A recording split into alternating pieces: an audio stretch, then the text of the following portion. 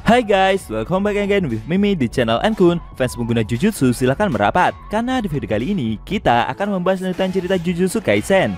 Setelah Choso yang dengan cerdiknya masih mampu mendarahkan teknik manipulasi darahnya dan menyerang dada Yuji sebelah kanan, sehingga membuatnya menderita luka yang lumayan parah.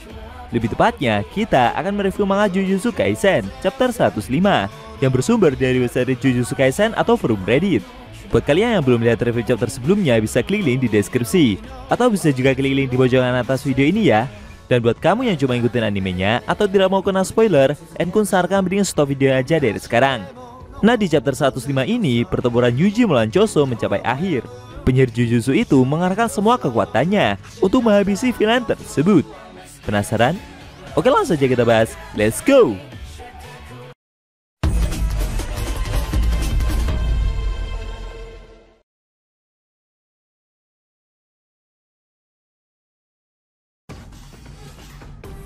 Judul chapter 105 ini adalah Insiden Shibuya, bagian ke-23. Pada awal scene, kita diperlihatkan Yuji yang terkena tembakan manipulasi darah milik Choso, tepatnya di dada bawah sebelah kanan. Dia begitu kaget. Yuji sendiri mengaku ceroboh karena telah menyangka lawannya ini sudah tidak punya peluru lagi. Dia bingung dari mana tadi Choso menembakkan pelurunya tersebut.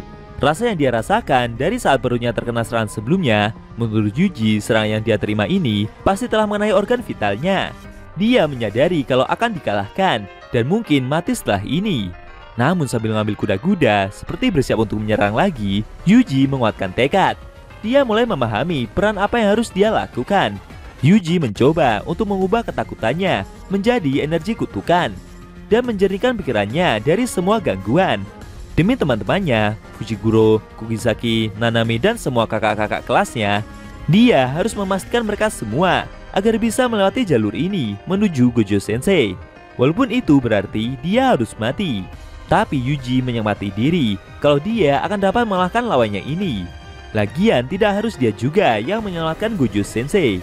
Choso yang melihat lawannya itu masih mampu bertahan semakin emosi.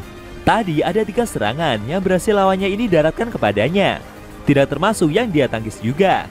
Tapi penyihir itu sudah berhasil membuatnya mengalami luka yang begitu parah. Walaupun peluru darah yang dia keraskan tadi mengenai Yuji, tapi peluru tersebut tidak mempunyai kecepatan dan kekuatan layaknya manipulasi darah yang dia lancarkan sebelumnya.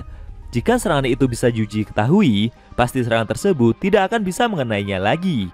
Biasanya manipulasi darah tidak menggunakan darah yang dikeraskan seperti blood meteorit. Pisau darah yang dia lancarkan sebelumnya adalah proses melibatkan pembentukan, lalu memperkuat kekuatan darah itu dengan memutarnya menggunakan kecepatan tinggi. Walaupun untuk penyihir yang menggunakan manipulasi darah, mengendalikan semua pembuluh darah itu mustahil.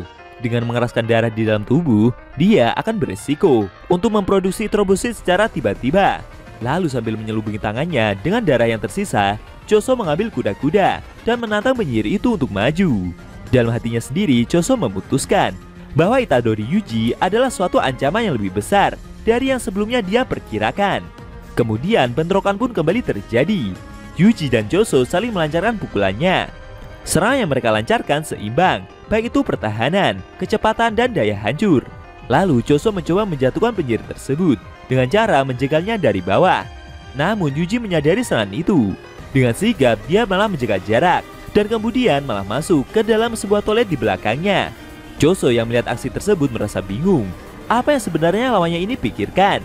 Karena tidak ada gunanya juga bersembunyi di balik dinding setelah semua pertempuran ini terjadi. Tapi secara tak terduga, penyihir tersebut malah menendang pintu itu hingga hancur dan menghantam wajah villain tersebut dengan sangat keras. Beruntung dengan sigap, Choso berhasil melindungi diri dengan menggunakan tangannya. Namun dengan cerdiknya, Yuji langsung menekap tubuh lawannya itu menggunakan kedua kakinya dan kemudian membanting Choso ke lantai dengan sangat keras. Melihat lawannya itu masih seperti goyah, penyihir tersebut segera maju untuk memberikan serangan lanjutan agar villain itu tidak mendapatkan kesempatan untuk berpikir lebih jauh.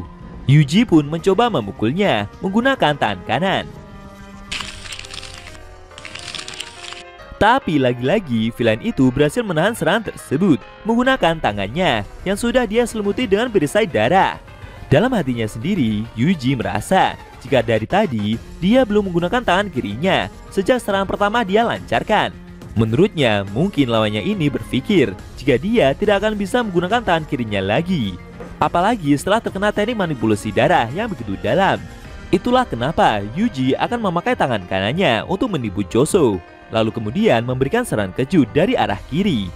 Akan tetapi, ketika dia mencoba menjalankan strateginya tersebut, Yuji merasa ada yang aneh dengan dada kanan villain itu.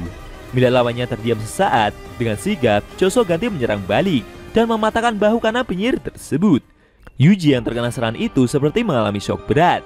Kemudian villain tersebut melancarkan pukulan kerasnya, dan seketika membuat penyihir itu terhempas jauh, lalu menabrak dinding kaca di belakangnya dengan sangat keras.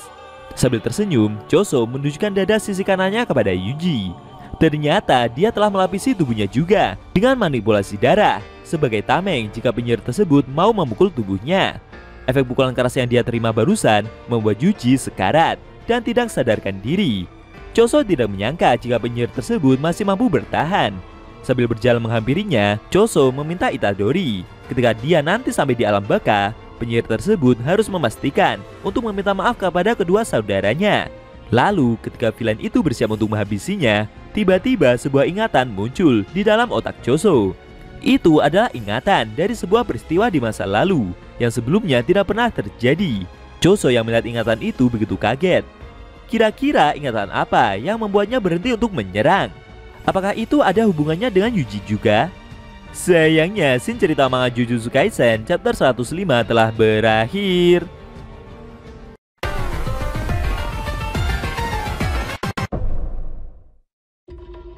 Oke guys, itu tadi review manga Jujutsu Kaisen chapter 105 yang ending-nya memperlihatkan Choso yang berhasil mengalahkan Yuji.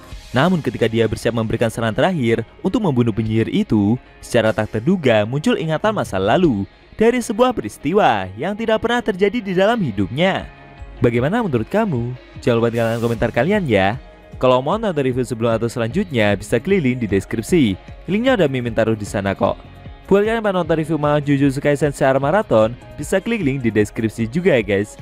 Oke, tekan like kalau suka sama video ini dan dislike kalau nggak suka. Jika ada kata-kata dari Enku yang kurang pas, Enku mohon maaf dan sampai bertemu di video review manga Jujutsu Kaisen selanjutnya.